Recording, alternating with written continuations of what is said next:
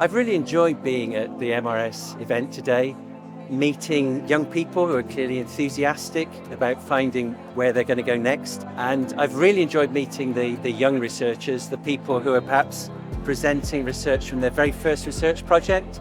And I can see the excitement in them that I had when I first did medical research. So I find that really exciting to see. I had an interest in medicine but didn't really know where to go with it, so for me it would have been really insightful to know what's happening in the world, where are we at with medicine, and also just meeting older people to influence me into it as well and see that it's actually a really vast field with so much going on in it. And yeah, we're only really just scraping the surface here as well. I think events like these are very valuable and they really help inspire our pupils. We learned a lot today that there's no wrong path in terms of their career, and it can look very different and you always kind of get to where you want to be. It's all a big learning journey. It was actually a lot funner than I expected. The envision in my head was come to the event, just sit in a lecture hall for 2 hours and get told what to do. But it's definitely been a lot more hands-on, a lot more friendly.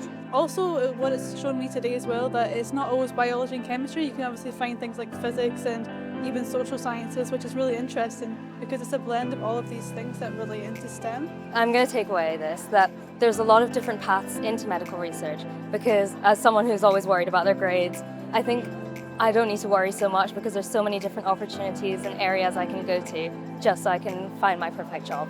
I definitely think I would have benefited from an event such as this, as I wasn't really sure what was out there after school necessarily at the time. It's great for people to see the breadth of research actually being carried out by Medical Research Scotland as well. So we have a lot of kids that maybe like aspiration is their biggest challenge, like in terms of they may be the first person in their family to ever go to university, they may never consider university because of their background, and just that idea that, you know, there are a lot of people from the same situation that they've had goals and they've worked towards, and there's loads of different pathways to get there.